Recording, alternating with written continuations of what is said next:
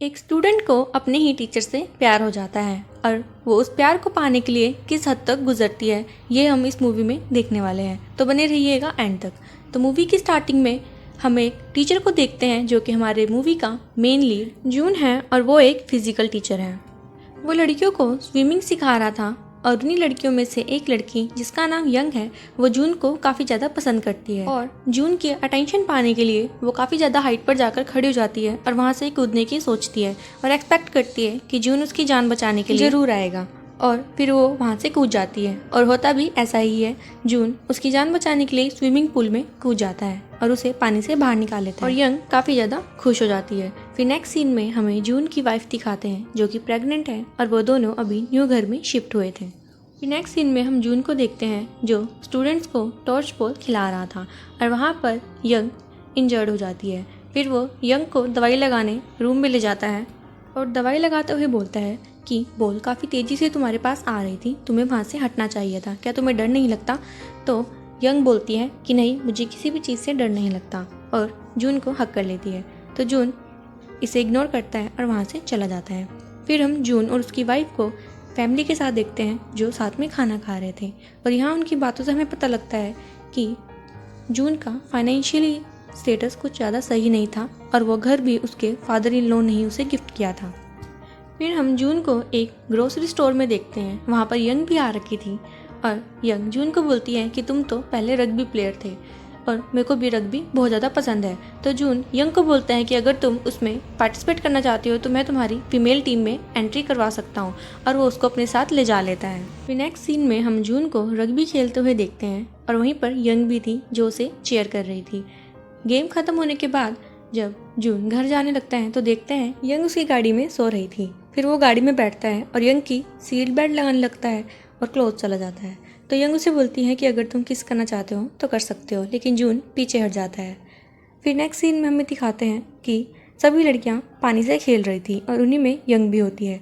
जून उसी को नोटिस कर रहा था और उससे काफ़ी ज़्यादा अट्रैक्ट होता जा रहा था, उसे वो काफ़ी ज़्यादा क्यूट लगने लगी थी।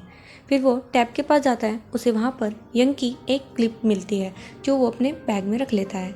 फिर घर जाकर वो अब उसी क्लिप को ढूंढ रहा होता है क्योंकि उसकी वाइफ ने सारे कपड़े धुल दिए थे, तो उसे वो क्लिप नहीं मिलती। फिर उसकी वाइफ वहाँ पर आती है और उसे वो क्लिप अपनी वाइफ के बालों में दिखती है।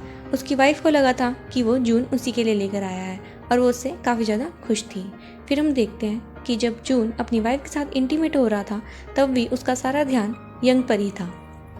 फिर एक दिन तेज बारिश के कारण जून घर नहीं जा पा रहा था और वहाँ पर यंग भी आ जाती है और बोलती है कि जब बारिश बंद हो जाएगी तब मैं चली जाऊंगी। फिर वो दोनों स्कूल में ही बारिश बंद होने का वेट करते हैं। तो जून नोटिस करता है कि यंग को ठंड लग रही है। फिर वो अपनी जैकेट यंग को पहनने के लिए देता है। तो यंग उस जैकेट को पहनती है लेकिन उससे उसकी चेन नहीं लग रही थी। फिर वो जून को अंदर बुलाती है और उस चेन को लगाने के लिए बोलती है। पहले तो जून नहीं जाता लेकिन फिर उसके ज़्यादा बुलाने पर वो चला जाता है और जब चेन लगा रहा होता है तो वो यंग की बॉडी को नोटिस करता है और उसे किस करने ही वाला था कि वो अपने आप को रोक लेता है। फिर वहाँ पर लाइट चली जाती है और यंग जून को गले लगा लेती है। तो जून भी अपनी फीलिंग्स पे कंट्रोल नहीं कर पाता और वो यंग को किस करने लग जाता है। फिर थोड़ी देर बाद उन्हें वहाँ पर किसी के आने की आवाज़ सुनाई देती है जिससे कि वो दोनों छुप जाते हैं। यंग आवाज़ ना करे इसलिए जून उसके फेस पर हाथ रख देता है लेकिन उसके दम घुटने लग जाता है और वो बेहोश हो जाती है।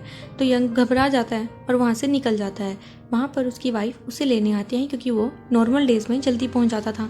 फिर वो अपनी वाइफ के साथ वहाँ से चला जाता है। उसे काफ़ी टेंशन होती है। फिर वो रात को वापस स्कूल में आता है लेकिन उसे वहाँ पर जून नहीं मिलती। वो उसका फ़ोन उठाकर वहाँ से चला जाता है। फिर नेक्स्ट डे जून सभी स्टूडेंट से यंग के बारे में पूछता है लेकिन किसी को उसके बारे में नहीं पता था। फिर उसे ढूंढते ढूंढते वो एक कैंटीन के पास मिल जाती है जहाँ यंग जून से पूछती हैं कि तुम रात को कहाँ चले गए थे। तो जून यंग को बोलता है कि हमारे बीच जो भी हुआ वो हमारे तक ही रहने देना, मैं नहीं चाहता किसी को पता लगे और जो भी हुआ उसे भूल जाओ, वो जस्ट एक मिस्टेक थी। जिस पर यंग मान जाती है। लेकिन फिर नेक्स्ट सीन में हम देखते हैं कि यंग ने अपने स्कूल के ब्लॉग में वो सारी बातें लिख दी थी जो उसके और जून के बीच में हुई थी, जिसे पढ़कर स्कूल की सारी लड़कियां हंस रही होती हैं। फिर वहाँ पर उनकी टीचर आती है, वो भी ब्लॉग पढ़कर काफ़ी ज़्यादा हैरान थी फिर जून भी उस ब्लॉग को पढ़ लेता है। दूसरी तरफ हम प्रिंसिपल ऑफिस देखते हैं जहाँ पर वो यंग से बात कर रहे थे और पूछ रहे थे क्या जो तुम्हारे साथ ये हुआ है ये सब सच है। तो यंग जून को फंसाना नहीं चाहती थी तो झूठ बोल देती है कि नहीं ये तो सब इमेजिनरी था। लेकिन प्रिंसिपल को अभी भी उस पर शक था और वो टीचर को कहकर जून को वार्न करने के लिए बोलते हैं। तो जून इस बात को पूरी तरह से ख़त्म करने के लिए यंग से बातचीत करना बंद कर देता है। उसकी कॉल मैसेजेस वो सभी को इग्नोर करने लग जाता है। तो ये बात यंग को बिल्कुल भी अच्छी नहीं लगती। फिर हम देखते हैं कि यंग जून के लिए गिफ्ट्स भेजती है लेकिन जून उस गिफ्ट्स को फेंक देता है। फिर एक बार जून घर पर था जहाँ उसकी वाइफ उसे टॉयज़ दिखाती है जो उसके बच्चे के लिए किसने भिजवाए थे। तो यंग उससे पूछ लेता है कि ये टॉयज़ किसने भिजवाए हैं। तो वो उसे बताती है कि ये तुम्हारी एक स्टूडेंट ने भिजवाया है। फिर हम देखते हैं कि वो और कोई नहीं यंग ही होती है। फिर उसकी वाइफ जून को बोलती है कि आज ये यहीं सोने वाली है क्योंकि इसके घर पर पेरेंट्स नहीं। जून कुछ नहीं बोलता। फिर रूम पे जाकर जून अपनी वाइफ को बताता है कि वो मुझे लाइक करती है और इसीलिए यहाँ पर रहना चाहती है। तो उसकी वाइफ इस बात को ज़्यादा सीरियस नहीं लेती। फिर नेक्स्ट सीन में हम देखते हैं कि यंग जून के पास आने की कोशिश करती है। फिर नेक्स्ट सीन में हम जून को देखते हैं जो स्टूडेंट्स को CPR सिखा रहा था। तो यंग भी वहीं बैठी होती है और सोचती है कि मुझे ही डेमोन्स्ट्रेशन के लिए बुलाने वाले हैं, लेकिन वो उसे नहीं बुलाता और किसी और लड़की को बुलाता है। फिर वो उस लड़की को किस करने ही वाला था कि वो लड़की वहाँ से उठ जाती है, लेकिन यंग को ये सब देखकर अच्छा नहीं लगता। फिर जब वो लड़की नहा रही होती है तो उस पर कोई हमला कर देता है। और फिर नेक्स्ट सीन हम हॉस्पिटल में देखते हैं जहाँ जून पहुँच गया था और उसका सारा शक यंग पर ही था। फिर वो अपनी फ्रेंड यून को बोलता है कि ये सब काम यंग का ही है। तो यून को थोड़ा शक होता है कि सच में ही उनके बीच में कुछ चल रहा है। फिर रात को काफ़ी ड्रिंक करने के कारण जून खड़ा भी नहीं हो पा रहा था तो यून उसे घर छोड़ने जाती है, जो कि उसकी वाइफ को पसंद नहीं आता क्योंकि यून और जून पहले रिलेशन में थे। फिर नेक्स्ट सीन में हम देखते हैं कि जून की वाइफ यंग को ट्यूशन पढ़ा रही थी, लेकिन यंग का सारा ध्यान तो जून की वाइफ की रिंग पर था और वो उससे पूछती है कि ये काफ़ी सुंदर है। तो फिर वो उसे निकाल कर देती है।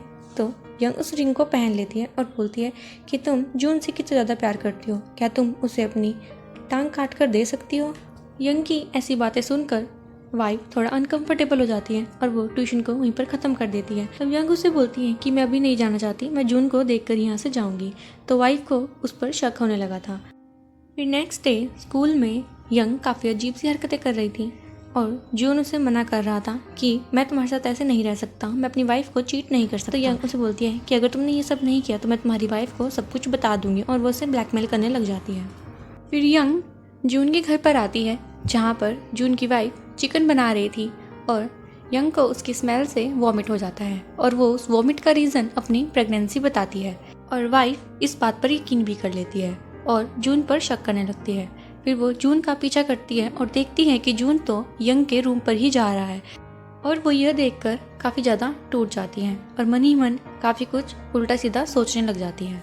फिर हमें यंग के रूम का सीन दिखाते हैं जहाँ हमें पता लगता है कि जून यंग को समझाने गया था और उसे बोल रहा था कि मुझे माफ़ कर दो, मैं अपनी वाइफ को नहीं छोड़ सकता। तो यंग उसे बोलती है कि कितना अच्छा होता अगर तुम्हारी वाइफ ही ना होती। फिर हम देखते हैं कि जून की वाइफ यंग को उसकी वेडिंग की फ़ोटोज़ दिखाती है जहाँ पर यंग उसे बोलती है कि इन फ़ोटोज़ में जून बिल्कुल ऐसे लग रहा है जैसे तुमने उसे बांध कर रखा हुआ है और उसे प्यार की बहुत ज़्यादा ज़रूरत है। जिस पर उसकी वाइफ काफ़ी ज़्यादा सैड हो जाती है और रोने लग जाती है। फिर हम देखते हैं कि यंग इससे आगे कुछ बोल पाती कि वो बेहोश हो जाती है क्योंकि जून की वाइफ ने उसकी ड्रिंक में कुछ मिला दिया था। फिर वाइफ यंग को व्हील चेयर पर बिठाकर ले जा रही थी कि वहाँ पर यून आ जाती है। फिर वो दोनों मिलकर उसे हॉस्पिटल ले जाते हैं और वो दोनों उसका इलीगल अबॉर्शन कराने वाले थे। तो डॉक्टर चेक करके बताता है कि वो प्रेग्नेंट नहीं है और आज तक वो किसी के साथ इंटीमेट भी नहीं हुई है। ये सुनकर वाइफ को काफ़ी बुरा लगता है कि उसने अपने पति पर शक किया और वो काफ़ी ज़्यादा सैड हो जाती है।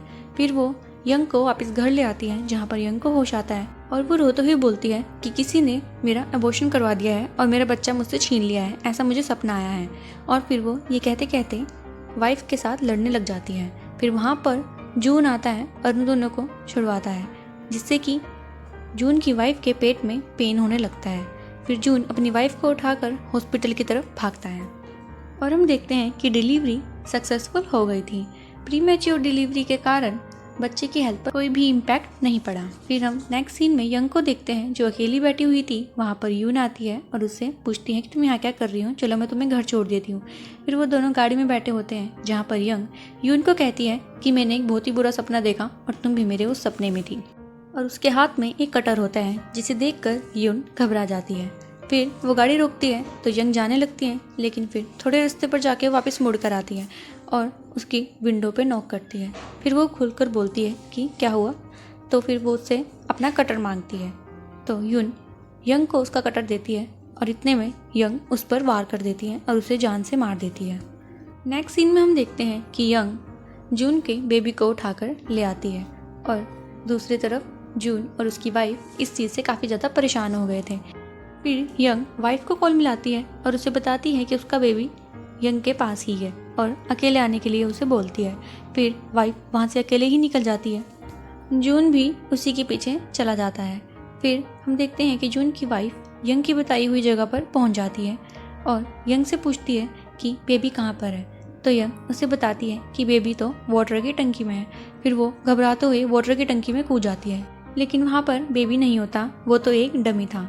ये सिर्फ उसकी चाल थी वाइफ को फंसाने की। और वो टंकी का दरवाज़ा ऊपर से बंद कर देती है और वाटर पाइप भी ऑन कर देती है। फिर हम देखते हैं कि जून भी वहाँ पहुँच गया था और उसे अपना बेबी एक रूम में मिल जाता है। फिर वो अपनी वाइफ को कॉल लगाता है, लेकिन कॉल यंग उठाती है और उसे टेरेस पर आने के लिए बोलती है। फिर वो भागकर टेरेस पर जाता है जहाँ पर यंग उसे गले लगा लेती है और काफ़ी खुश होती है।